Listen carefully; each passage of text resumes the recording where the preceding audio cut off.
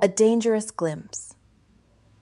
Lord Ashworth's annual masquerade shimmered, a spectacle of 1,000 candles catching on the silks and jewels of London's elite.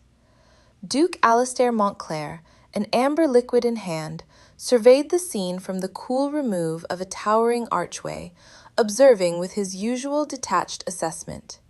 He thrived in the periphery, a quiet observer categorizing the predictable ballet of society. Tonight, however, his carefully cultivated composure faltered. A vivid splash of sapphire, a gown that seemed to capture and amplify every glimmer, drifted through the throng. His gaze, typically swift and dismissive of frivolity, snagged. She danced a country set, her movements fluid and unforced, a striking counterpoint to her partner's more rigid, practiced steps. Her laughter, a clear, bell-like cascade, pierced the polite hum of conversation, drawing his attention with magnetic force. Lady Eliza Beaumont. He knew her name, of course, a recent debutante of modest fortune but impeccable lineage, fresh to London's social whirl.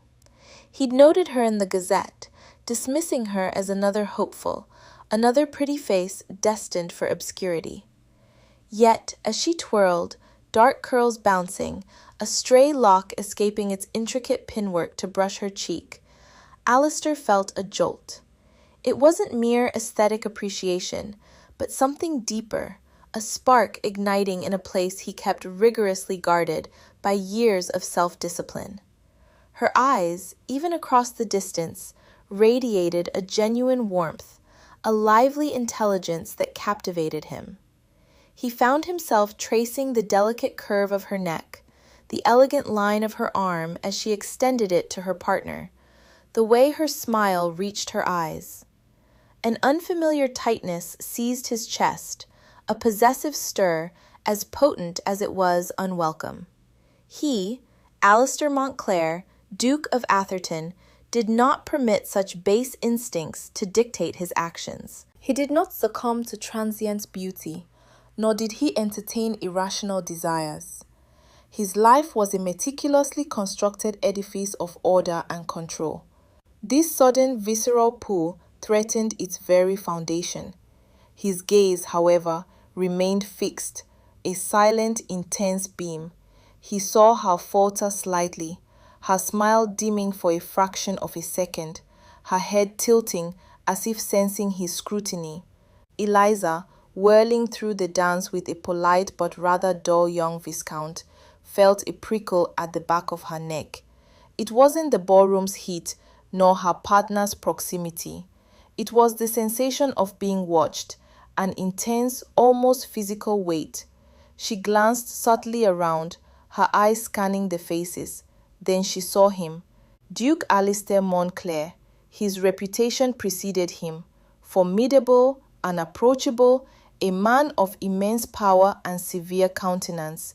He stood apart, a dark, imposing silhouette against the gilded wall, his eyes, like chips of ice, fixed on her. The intensity of his gaze was startling, a direct, unsettling current that quickened her pulse. There was no flirtation in it, no polite interest, only a raw, almost predatory focus that flushed her cheeks. For a breath, she was frozen, caught in the stark beam of his attention, a rabbit in a hunter's sights. A strange mix of fear and an undeniable, curious thrill coursed through her.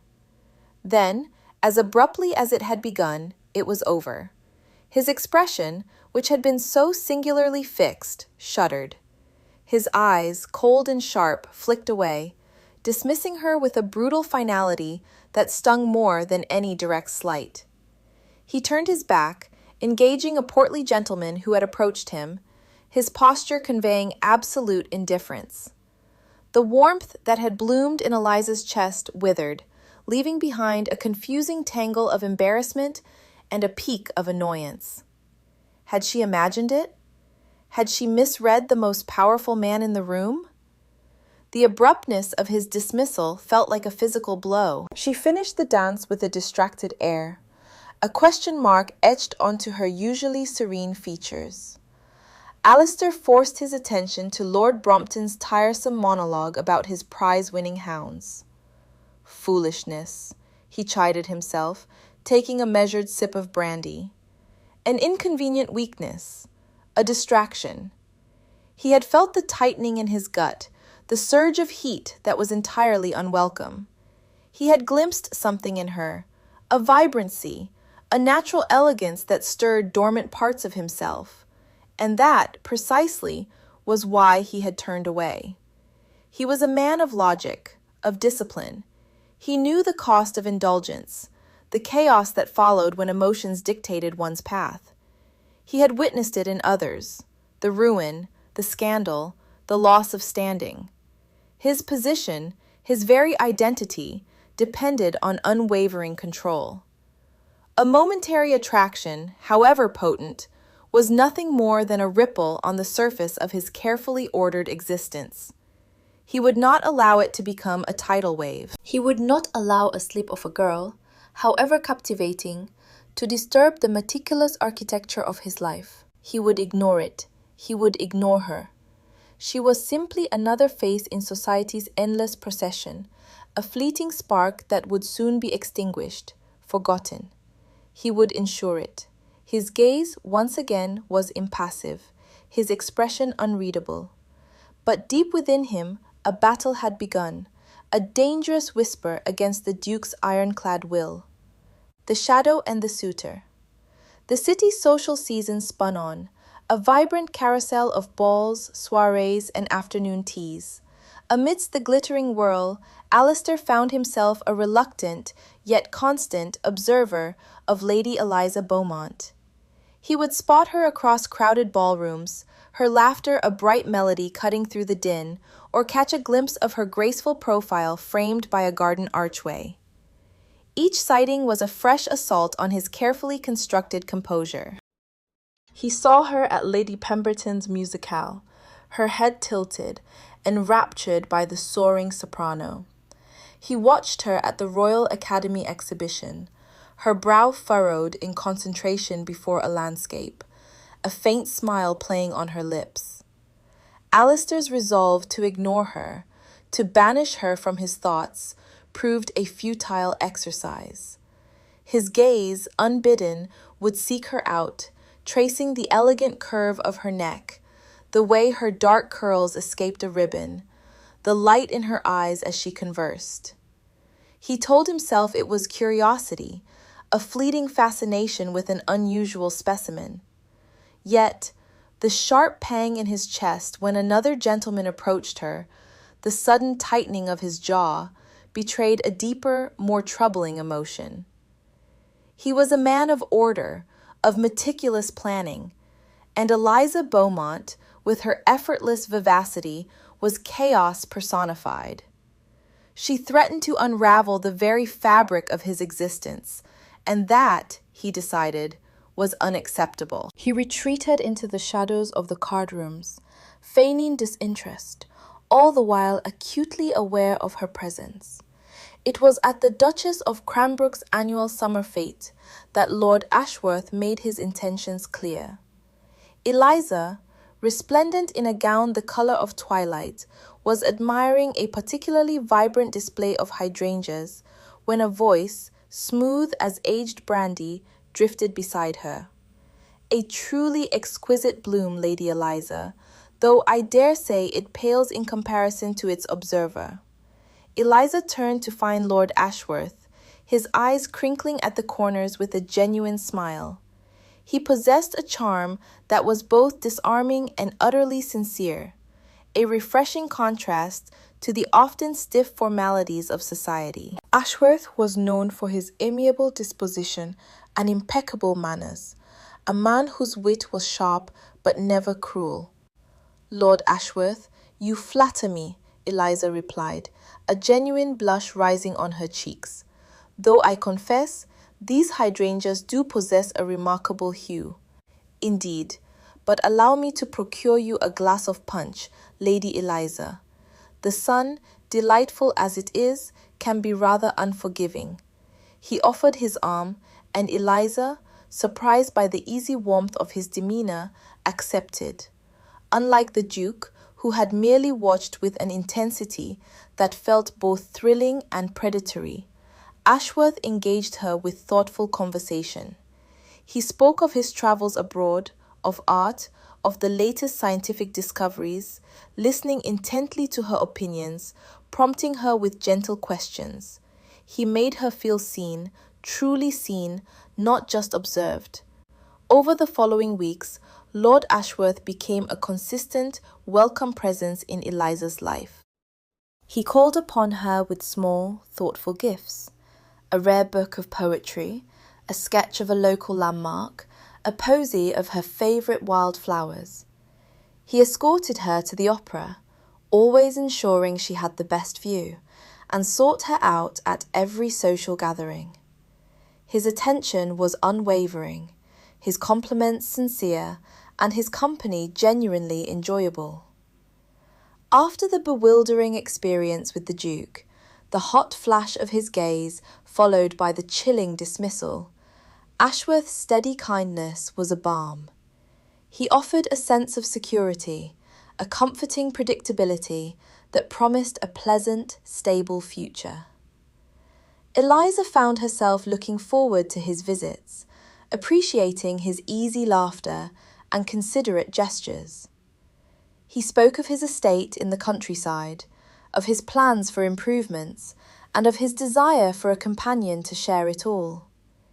He painted a picture of a tranquil, fulfilling life, a stark contrast to the turbulent emotions Alistair had stirred within her. She found herself wondering if perhaps this was what happiness truly felt like: a gentle, blossoming warmth rather than a searing, unsettling heat. Alistair, from his self-imposed distance, witnessed Ashworth's persistent courtship with a growing sense of unease. He saw the genuine smiles Eliza bestowed upon the man, the comfortable intimacy that began to develop between them. Each shared laugh, each lingering glance, felt like a deliberate provocation. The rigid control he prided himself on began to fray at the edges. He found himself clenching his fists beneath the table at dinner parties, his gaze burning holes in Ashworth's charming countenance. The thought of Ashworth's hand on Eliza's arm, of his whispered words eliciting her laughter, sent an unfamiliar jolt of possessive fury through him. He had convinced himself that ignoring her was the sensible course, the only way to protect his ordered world. But watching another man cultivate the very connection he had so vehemently denied himself, he realized with a sickening lurch that he might be losing more than just his composure. He might be losing her. A shattered composure. The season's social whirl continued, and with each passing week, Eliza found herself more frequently in Lord Ashworth's company. He was a constant, a gentle presence amidst the glittering chaos of balls and soirees. She accepted his invitations to ride in Hyde Park, to attend afternoon concerts, and to promenade through the Royal Academy exhibition, each outing a balm to her earlier disquiet. Ashworth's conversation was always pleasant, never demanding, and he possessed a remarkable knack for making her feel both cherished and understood. With him, the memory of Alistair's searing gaze and subsequent bewildering coldness began to recede, replaced by a quiet sense of security. Tonight, at the Duchess of Waverley's annual summer ball, Ashworth led her onto the polished ballroom floor for a waltz. The orchestra swelled, the strings weaving a melody that was both energetic and graceful. Eliza's hand rested lightly on his arm, her fingers brushing the fine wool of his coat. He was an excellent dancer, guiding her with a confident yet tender touch. She laughed as they spun, the layers of her sapphire gown swirling around her, and the sound felt genuine, unburdened. Ashworth's smile was warm, his eyes crinkling at the corners as he met her gaze. He made her feel valued, seen, not as an object of fleeting interest, but as a person whose happiness he genuinely wished to cultivate. Across the crowded room, near the arched entry to the card salon, Duke Alistair Montclair stood rigid, a glass of untouched champagne clutched in his hand. He had arrived late, a deliberate attempt to avoid the very sight that now assaulted his senses. He had told himself, repeatedly, that Eliza Beaumont was merely a passing distraction, a pretty face quickly forgotten. He had plunged into his ducal duties with a fervor that bordered on obsessive, signed documents, attended meetings, and meticulously overseen his estates, all to drown out the insidious whispers of her image in his mind. But the whispers had become a roar. His gaze, despite his best intentions, found her instantly. She was a beacon of vibrant blue amidst the muted silks and velvets of the other ladies. And then he saw Ashworth, his face alight with an open adoration that struck Alistair like a physical blow. Their hands were joined, Eliza's left hand resting on Ashworth's shoulder, his right hand firm at her waist. But it was her right hand, casually yet intimately placed on Ashworth's outstretched arm, that ignited something fierce and unfamiliar within Alistair. It was a gesture of trust, of comfort, of an ease he had never witnessed her grant another man, certainly not him. Alistair felt a sharp, unfamiliar pain bloom in his chest, radiating outwards. It was a searing heat, a constriction in his throat that stole his breath. Jealousy, the word, foreign and unwelcome, echoed in the silent chambers of his mind. He, Alistair Montclair, Duke of Atherton, master of his emotions, paragon of control, was experiencing the base, visceral sting of jealousy. His jaw tightened, the muscle clenching so hard it ached. His knuckles whitened around the stem of his champagne glass. The carefully constructed facade of indifference, built brick by painstaking brick over weeks of deliberate avoidance, began to fissure. He watched them move, Ashworth murmuring something that made Eliza tip her head back and laugh, a sound that carried across the music and the din of conversation, landing like a direct hit to Alistair's already fracturing composure. He wanted to stride across the room, to separate them, to tear her hand from Ashworth's arm. The thought was so primal, so utterly unlike his usual disciplined self, that it shocked him to his core. He felt a tremor run through his powerful frame, a betrayal of his own rigid control. The music, once a gentle background, now grated on his nerves, each note a further indictment of his impotence. He had ignored her. He had dismissed her.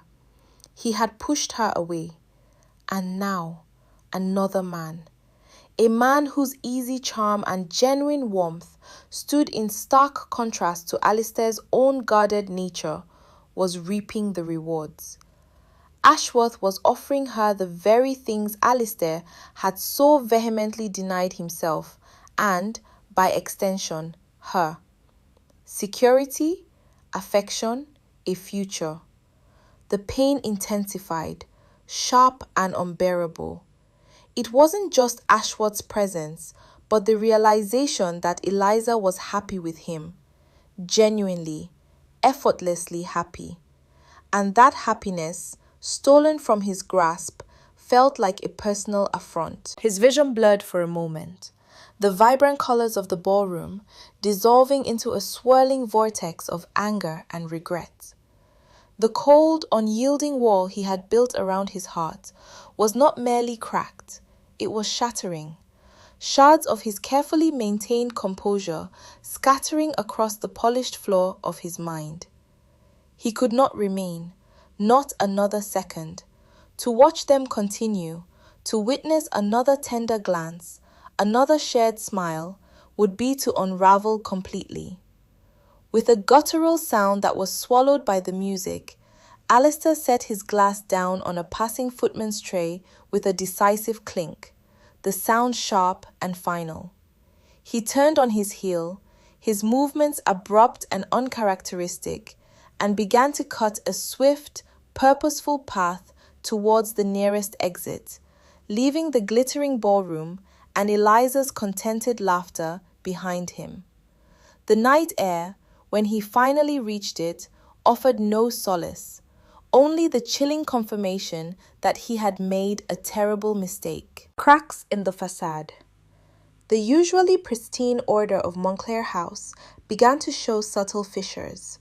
Footmen scurried with a new anxious urgency, their steps hushed but quick. Maids exchanged knowing glances over polished silver, their whispers barely audible above the rustle of silk draperies. Duke Alistair Montclair, a man whose composure was legendary, had become a tempest in his own home. He snapped at his valet for a misplaced cufflink, scowled at the perfectly brewed morning tea, and dismissed a meticulously prepared report from his estate manager with a curt wave of his hand. His brow was perpetually furrowed, a deep crease etched between his dark, intense eyes. The carefully constructed indifference he had cultivated for weeks had shattered, leaving behind a raw, unfamiliar irritation that prickled at his skin. He spent hours pacing his study, a habit entirely new to him, the rhythmic creak of his leather-clad shoes the only sound in the cavernous room. Images of Eliza, her laugh bright and unburdened, her hand resting lightly on Ashworth's arm, replayed in his mind's eye with agonizing clarity. The sight of her radiant happiness, so freely given to another, twisted in his gut, a venomous coil of regret and a jealousy so fierce it left him breathless. He, who had prided himself on his control, found himself consumed by an emotion he had always disdained. A week later, the Montclair estate buzzed with the gentle hum of a garden party. Laughter mingled with the chirping of birds, and the scent of roses perfumed the late afternoon air. Alistair, though present, felt a distinct detachment from the jovial scene. He moved through the crowd, offering polite but brief acknowledgments. His gaze, however, continually sought out one particular figure. Lady Eliza Beaumont, resplendent in a gown the color of spring periwinkle, was indeed a vision. She stood near a fountain, her face animated as she conversed with Lord Ashworth, who leaned in attentively, his smile warm and genuine. Ashworth's steady, unwavering admiration had become a balm to Eliza's heart, a welcome contrast to the perplexing signals she had once received from the Duke. With Ashworth, there was no ambiguity, no perplexing coldness followed by fleeting warmth. He was simply, consistently kind. Alistair watched them, a muscle in his jaw twitching. The effortless ease between them, the shared smiles, the very picture of burgeoning affection, was a goad to his wounded pride. He felt a sudden, irrational fury ignite within him.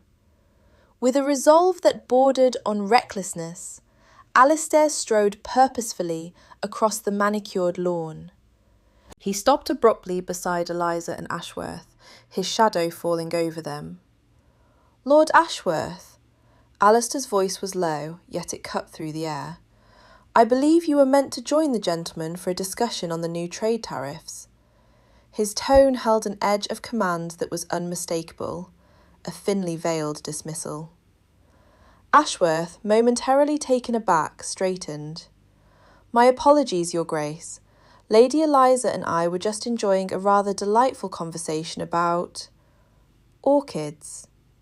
He offered Eliza a reassuring smile, but the underlying tension was palpable.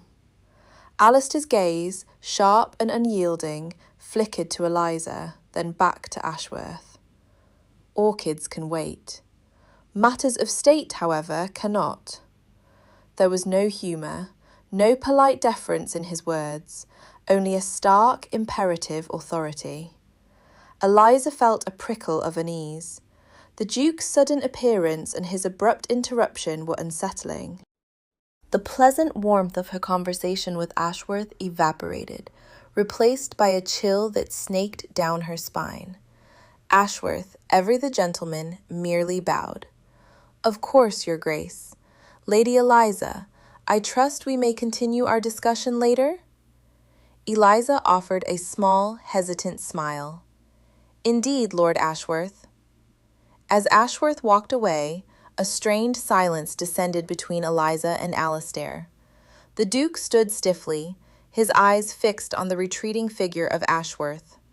Eliza waited, her heart thrumming with a mixture of confusion and a nascent anger. His actions were uncouth, almost rude. The garden party, usually a cacophony of polite chatter, seemed to quiet around them. Heads turned. Whispers began to ripple through the gathering like a stone dropped into still water. Lady Danbury, a notorious purveyor of gossip, raised a delicate hand to her mouth, her eyes wide with intrigued speculation. "Did you see that?" she hissed to Lord Harrington. "The Duke. So unlike him." "Indeed," Lord Harrington murmured, adjusting his spectacles. "Quite the display." Lord Ashworth looked rather put out.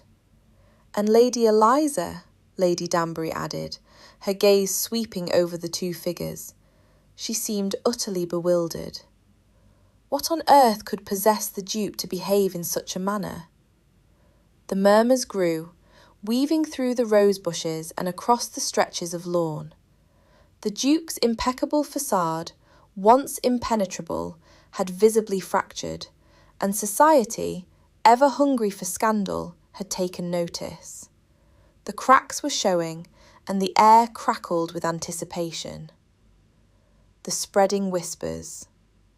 The scent of lavender and lemon verbena, usually a soothing balm, now seemed to carry 100 hushed voices, each a tiny needle pricking the fragile calm of the drawing rooms. Lady Beatrice, fanning herself with a vigour usually reserved for a summer fete, leaned towards Mrs. Finch Hatton. "Did you see the Duke yesterday, my dear? Positively apoplectic about young Ashworth. And over what? A mere conversation about chrysanthemums." Mrs. Finch Hatton, whose spectacles often seemed to magnify not only print, but also scandal, nodded sagely. "Indeed, one hardly knows what to make of it. Duke Montclair of all people, a man carved from granite if ever there was one, and to be so transparently displeased. It quite set the cat among the pigeons, didn't it?" Their conversation, a mere ripple in the grand pond of Montclair society, was echoed in countless other corners. Footmen delivering cards heard whispers. Maids arranging tea trays caught snippets. The Duke's unprecedented outburst had become the most delectable morsel of gossip in a season already rich with marital alliances and scandalous elopements. The general consensus was that Lord Ashworth, with his unassuming charm and genuine smile, had somehow managed to incur the wrath of a man who rarely acknowledged anyone outside his immediate circle, let alone displayed such raw emotion. Eliza, though shielded from the more salacious conjectures, felt the shift in the air. A subtle chill had permeated the warmth of Lord Ashworth's steady attention. She found herself scanning rooms, almost unconsciously, for a glimpse of the Duke. His presence, once a distant, formidable silhouette, now felt like a palpable weight, a constant pressure just beyond her peripheral vision. She was torn between a growing disquiet and a strange, almost magnetic awareness of him. Ashworth remained steadfastly kind, his compliments a comforting balm, Yet the memory of the Duke's piercing gaze and the sharp edge of his voice lingered, an unwelcome but insistent echo. At Lady Danbury's soiree a few evenings later, the atmosphere crackled with unspoken tension. Eliza, graceful in a gown of sapphire blue, found herself frequently in Lord Ashworth's company. He spoke of his estate in Wiltshire, of new agricultural techniques, and of a rather amusing incident involving a runaway pony. Eliza laughed, genuinely, appreciating his easy conversation and lack of pretense. Then the Duke appeared, a dark, imposing figure against the gilded backdrop of the ballroom. He moved with an almost predatory grace, his eyes, when they met hers, holding a glint she couldn't decipher. He paused near a group of gentlemen, his voice, usually modulated to a low rumble, carrying just enough to reach Eliza's ears. "Ashworth, is it not?" he remarked, not to Ashworth directly, but to Lord Pembroke, who stood beside him. "A rather unassuming fellow. Good intentions, I imagine, but perhaps lacking in foresight." Lord Pembroke, a man known for his cautious nature, cleared his throat. "He seems a perfectly amiable young man, Your Grace." Alistair gave a tight, humourless smile. "Amiable, perhaps, but amiability rarely translates to lasting substance, does it? One must consider the long game, Pembroke, the foundations upon which a life, or indeed a family, is built. Some men, regrettably, are more interested in the superficial glitter than the enduring gold." Eliza felt a blush creep up her neck. The words were not directed at her, yet they felt like a personal accusation, a thinly veiled warning. She glanced at Lord Ashworth, who, though he must have heard, merely continued his story about the runaway pony with an almost deliberate nonchalance. His composed demeanour, rather than reassuring her, only heightened her sense of unease. Was he truly oblivious, or merely choosing to ignore the Duke's pointed remarks? Either way, it left Eliza feeling exposed, caught in the crossfire of a silent war. The Duke continued, his voice a low, steady current in the swirling room. "Take, for instance, the matter of estate management. Some prefer to dabble in fleeting trends, chasing the latest fashion in crops, rather than investing in practices that ensure generations of prosperity. A lack of commitment, perhaps, or a simple inability to grasp the weight of responsibility." His words, each carefully chosen, painted a picture of Lord Ashworth not as a villain, but as a lightweight, a man of insufficient gravitas. Eliza found herself clenching her fan, her laughter with Ashworth suddenly feeling brittle and forced. The easy comfort she had found with him was now tainted by the Duke's unspoken disapproval, a disapproval that seemed to grow more pronounced with each passing day. The whispers had found their voice, and that voice, she realized with a prickle of dread, belonged to Duke Alistair Montclair. Public confrontation. The whispers about Duke Montclair's unusual animosity toward Lord Ashworth grew louder, evolving from speculation to open commentary. Alistair, once a master of veiled disdain, now articulated his criticisms with a sharpness that left no room for misinterpretation. At Mrs. Dalton's afternoon tea, he declared Ashworth's recent charitable contributions to be a blatant bid for public favour, utterly devoid of genuine sentiment. Later, at a musical recital, he scoffed at Ashworth's patronage of a promising young violinist, remarking, One wonders if Lord Ashworth understands the subtleties of true artistry, or merely seeks to attach himself to anything that shines. Eliza, who had been enjoying Ashworth's consistent kindness and pleasant company, found herself increasingly bewildered by Alistair's abrupt rudeness. Ashworth, for his part, maintained a remarkable composure, deflecting Alistair's barbs with a tight-lipped smile or a polite shrug. Yet Eliza noticed the subtle clenching of his jaw, the slight tension in his shoulders when Alistair's gaze lingered on them.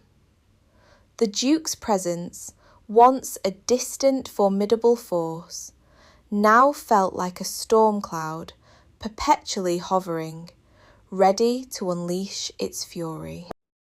The tension culminated at Lady Atherton's highly anticipated autumn soiree. The ballroom, awash in the golden glow of countless candles, buzzed with animated conversation and the lilting strains of a string quartet. Eliza, radiant in a gown of deep emerald silk, found herself dancing with Lord Ashworth, whose attentive gaze and easy conversation offered a welcome respite from the underlying unease that had permeated her recent days. Midway through a quadrille, as the dancers paused, Eliza felt a prickle of cold air, an unspoken shift in the atmosphere. She looked up to find Duke Montclair standing a few feet away, his dark eyes fixed on her and Ashworth. His jaw was set, a muscle twitching near his temple. He didn't approach, but his gaze alone felt like a physical weight. Ashworth, ever the gentleman, offered Eliza his arm as the music resumed. As they moved, Alistair stepped forward, intercepting their path with an abruptness that startled Eliza. "Lord Ashworth," Alistair's voice cut through the soft music, sharp and clear. "A word, if you please." Ashworth's smile remained fixed, though a flicker of annoyance crossed his eyes. "Duke Montclair, of course." He turned to Eliza. "Forgive me, Lady Eliza." Alistair didn't wait for Eliza to step away. "I find myself perplexed, Lord Ashworth," he began, his voice carrying just enough to draw the attention of nearby couples. "Your recent pronouncements regarding agricultural reform strike me as remarkably ill-informed." Ashworth's composure wavered slightly. "Indeed, Your Grace, I believe my proposals are well researched and offer viable solutions." "Viable for what, precisely?" Alistair's lip curled. "For the further impoverishment of an already struggling populace? Your grasp of the intricacies of land management appears to be as tenuous as your understanding of, well, of most things beyond the superficial." A wave of uncomfortable murmurs rippled through the small crowd that had gathered. Ashworth's face flushed. "I resent that implication, Your Grace. My intentions are honorable, and my understanding is thorough." "Thorough," Alistair scoffed, a humorless sound. "You speak of thoroughness, yet I recall a rather disastrous investment you made in the West Indies sugar plantations, did I not? A venture that left countless families destitute, and you, Lord Ashworth, conveniently untouched by the fallout." The colour drained from Ashworth's face. The West Indies debacle was a well-guarded secret, a stain on his family's otherwise spotless financial record.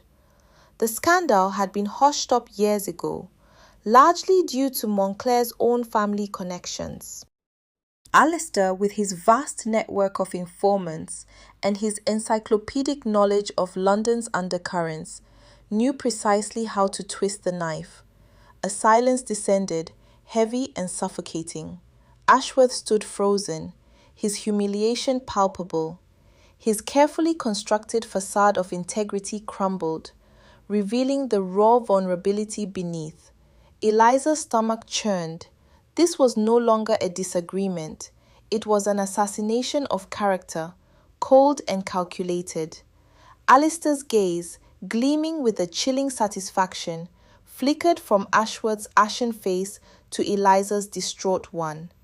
Perhaps, he continued, his voice softer now, but no less venomous, Lord Ashworth is better suited to charming ladies with platitudes than to managing estates or, indeed, navigating the complexities of honest business.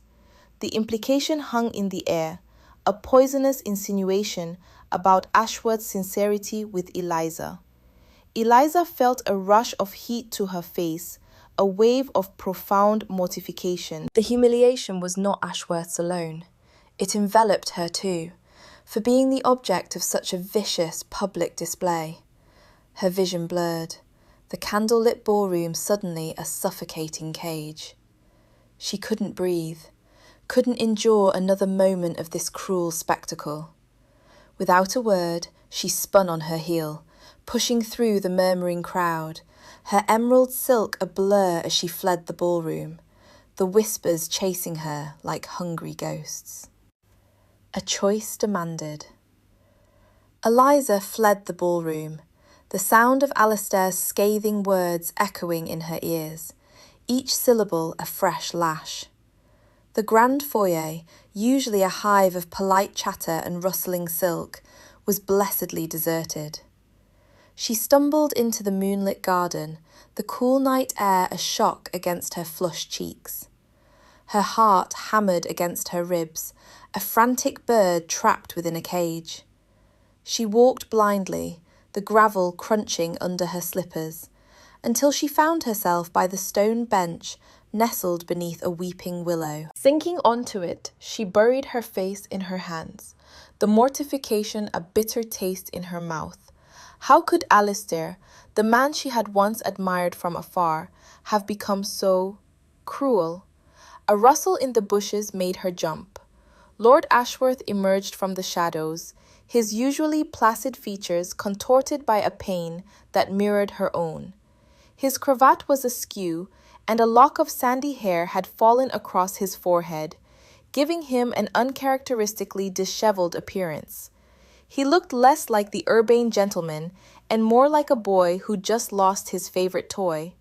"Eliza," he said, his voice raw, I didn't know where else you would go."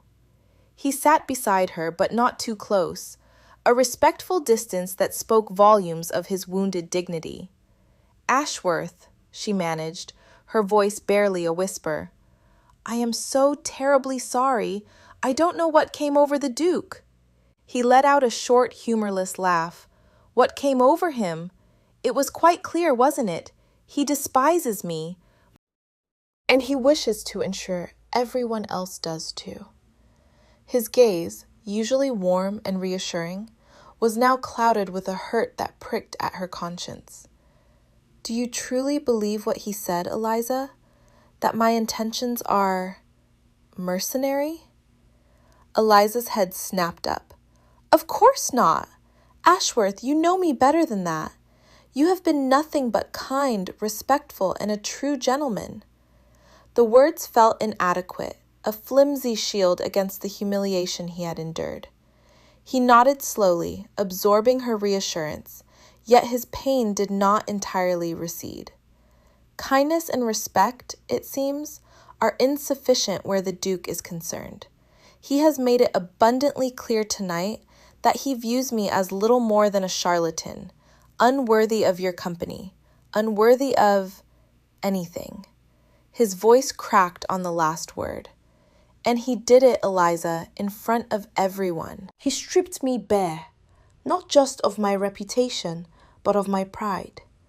Eliza reached out, her hand hovering uncertainly before lightly touching his arm. "Ashworth, please, don't let him diminish you.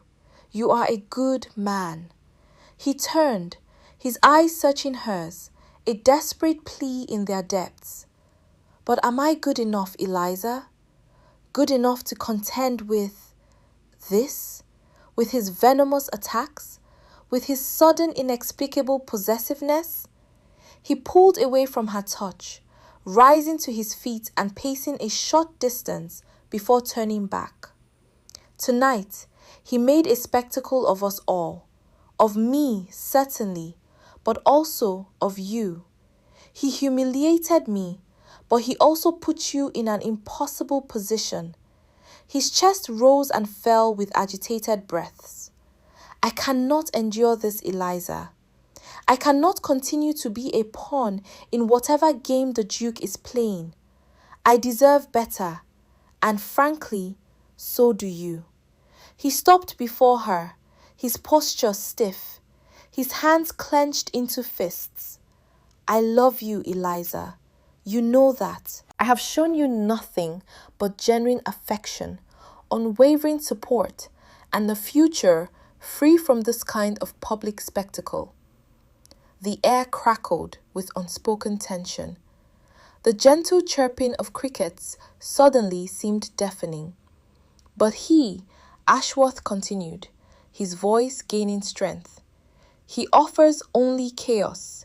He offers disdain one moment, and then this volatile, destructive attention the next.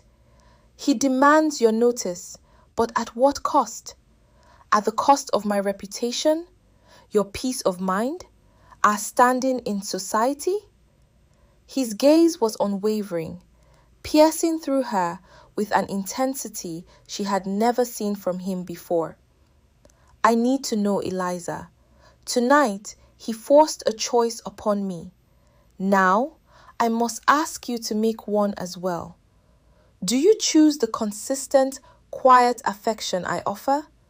The steady hand, the respectful partnership? Or do you choose the tempestuous, unpredictable, and frankly, dangerous attention of Duke Montclair? The question hung in the air, heavy and demanding. Eliza felt a chill despite the mild night. The image of Alistair's furious face, his eyes blazing with an unfamiliar fire, warred with Ashworth's wounded, sincere plea. Ashworth had offered stability, a gentle path forward. Alistair offered, what? An exhilarating, terrifying plunge into the unknown? She looked at Ashworth, his face etched with earnest expectation, and then her mind drifted to Alistair, the man who had inexplicably upended her world. The choice, now laid bare, felt impossible. The ground beneath her feet seemed to shift, and for the first time, Eliza truly understood the magnitude of the precipice upon which she stood. She swallowed hard, the weight of the decision pressing down on her, an invisible crown of thorns. The fear of loss. The moon, a pale sliver in the velvet sky, offered little comfort to Eliza. She lay in her bed, the silken sheets tangled around her, her mind a relentless churn of Ashworth's earnest plea and Alistair's bitter accusations. Sleep was a distant shore, unreachable across a sea of bewildering emotions. Ashworth's kindness, his unwavering gaze, the promise of a future built on steady affection, it was a balm to her soul, a stark contrast to the tumultuous intensity that Alistair had brought into her life. Yet, even as she acknowledged the security Ashworth offered, a restless flutter in her chest whispered of Alistair's magnetic pull, a dangerous allure she couldn't quite dismiss. She replayed the garden scene, Ashworth's voice low and sincere, his hands gently enclosing hers. He had offered her respect, stability, a life free from the suffocating scrutiny that now seemed to follow Alistair everywhere. Then came the image of Alistair's face, contorted with a raw, unfamiliar emotion, his words sharp as broken glass. He had wounded her, yes, but he had also ignited something within her, a spark of defiance, a challenge to her placid existence. Could she truly choose the quiet comfort when her heart, against all reason, felt a tremor for the storm? Dawn painted the eastern sky in hues of rose and grey, when Eliza finally drifted into a fitful sleep, her decision no clearer than before. Meanwhile, in the hushed solitude of Montclair House, Alistair paced his study, the embers in the hearth mirroring the slow burn of his frustration. He had intended to ride out, to cool the fever in his blood, but a grim premonition held him captive. A knock at the door, soft yet insistent, startled him. It was Higgins, his usually unflappable valet, his face etched with an unusual gravity. "Your Grace," Higgins began, his voice barely above a whisper, "I regret to inform you of some developments." Alistair merely raised an eyebrow, a silent command for him to continue. "Lord Ashworth," Higgins swallowed. "He proposed to Lady Eliza last night, in the garden." "It is already the talk of the servants' quarters, I fear." The words struck Alistair like a physical blow. The air seemed to evacuate his lungs, leaving him gasping for purchase. Ashworth proposed to Eliza.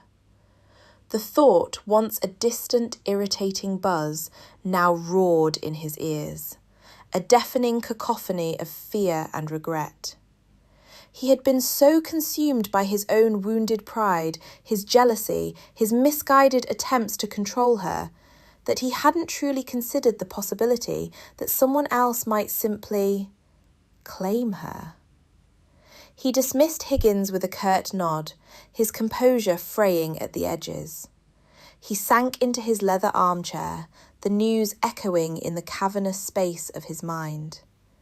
He had been so certain of his ultimate victory, so convinced that Eliza, once freed from Ashworth's perceived influence, would inevitably turn to him. He had seen her as a prize to be won, a testament to his own power and allure. But now, the ground beneath him had shifted. An icy tendril of panic snaked its way around his heart. He had driven her away.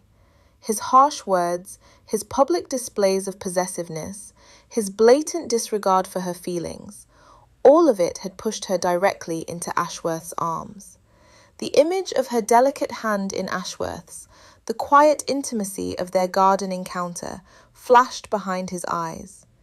He had assumed his feelings were merely a desire for control, a need to possess what he coveted. But this was different. This was a raw, visceral fear of loss, a chilling realization that the vibrant light Eliza brought into his life could be extinguished, forever out of his reach. He saw her face then, not the bewildered, hurt expression he had so often caused, but her genuine smile, the way her eyes sparkled when she was amused, the elegant curve of her neck as she listened intently. He had pushed her away, thinking he could simply reel her back in when he chose. He had underestimated her spirit, her quiet strength, her desire for genuine affection. The very thought of her accepting Ashworth's proposal, of her walking down an aisle towards another man, of her laughter filling another man's home, sent a jolt of agony through him. He had been a fool, a magnificent, arrogant fool. He had confused manipulation with courtship, possessiveness with affection. He had wanted to dominate her, to bend her to his will, when all she had ever truly sought was respect and kindness. Alistair stood abruptly, the chair scraping loudly against the polished floorboards. The meticulous order of his life, once his greatest comfort, now felt like a cage. He had to act, not with calculated strategy, not with public pronouncements, but with something far more dangerous, far more revealing, his truth. He had to tell her.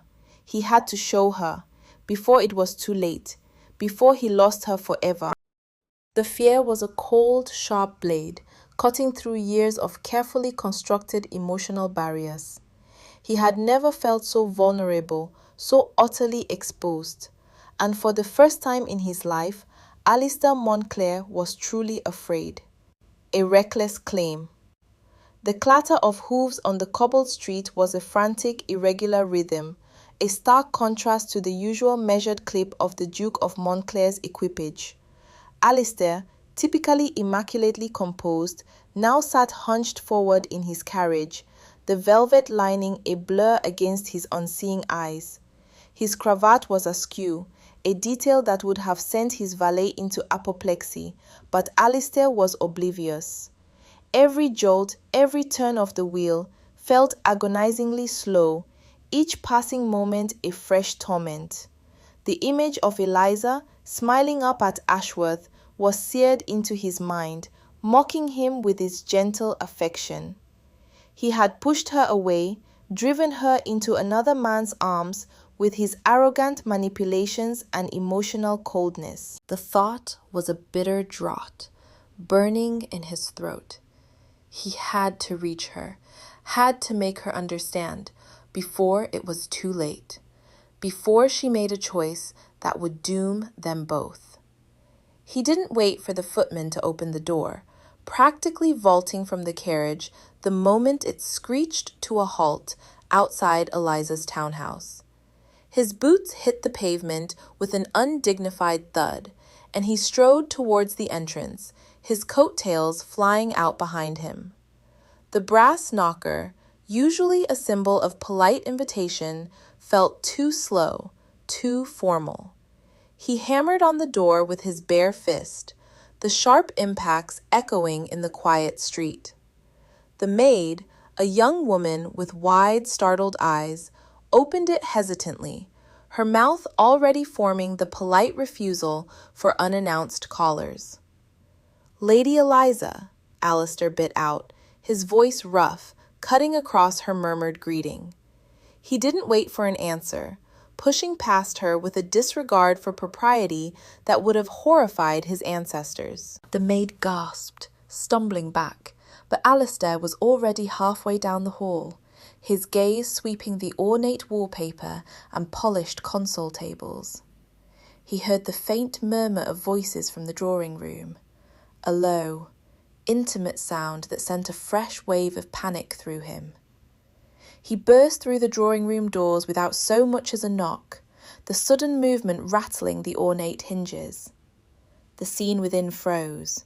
Eliza, her head tilted, a delicate teacup poised in her hand, and Ashworth, seated opposite her, a faint smile playing on his lips. The scent of jasmine tea and old parchment hung in the air, a domestic tableau that felt like a punch to Alistair's gut. Eliza's eyes, wide and startled, fixed on him, her teacup trembling precariously. Ashworth, ever the picture of calm, slowly rose, his brow furrowed with a mild inquiry. "Montclair," Ashworth said, his voice even, though a hint of steel underlined the civility. "To what do we owe this unexpected visit?" Alistair ignored him, his eyes locked solely on Eliza. Her face, usually so composed, was a canvas of confusion and a flicker of something akin to fear. Her hair, usually so primly pinned, had a few soft tendrils escaping around her temples. The sight of her, so real, so immediate, stole the breath from his lungs.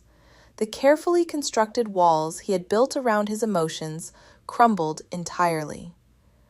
"Eliza," he began, his voice hoarse, barely recognizable even to himself.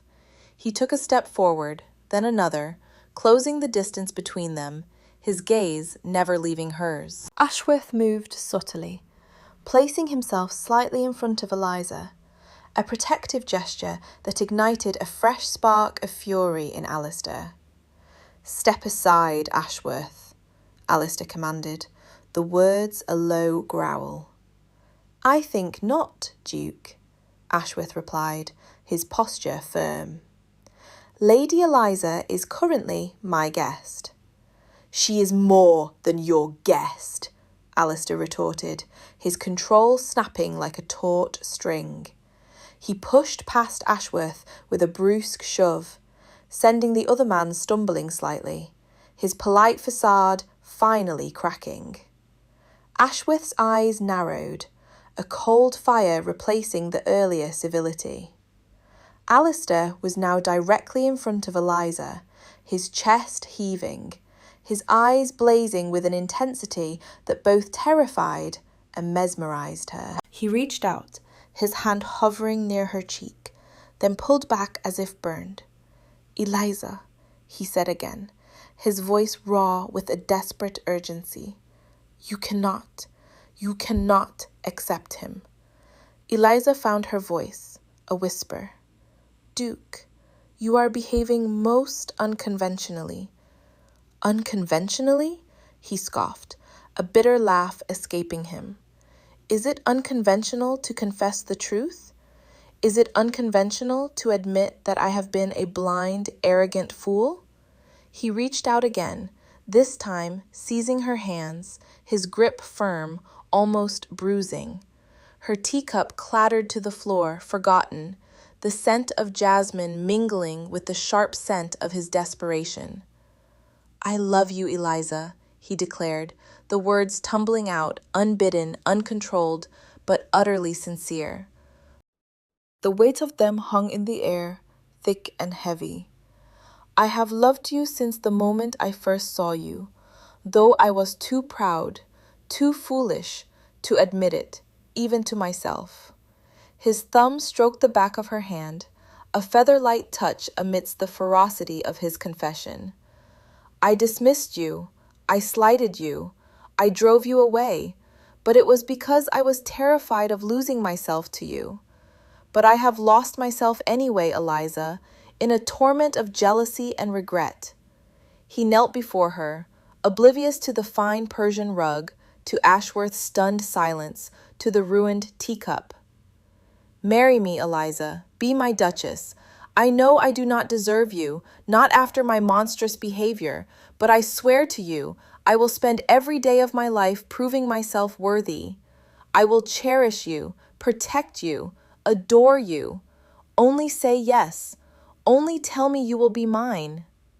Eliza stared down at him, her mind a whirlwind of disbelief, shock, and a strange, undeniable tremor in her heart. His face, usually so guarded, was stripped bare, revealing a raw vulnerability she had never imagined possible. His eyes, usually cool and discerning, now pleaded with a fierce, burning desperation. The declaration, so sudden, so public, so utterly reckless, left her speechless, her breath caught in her throat. The man who had been the epitome of control was now kneeling at her feet, offering her his heart, his very soul, in a public display of utter abandon.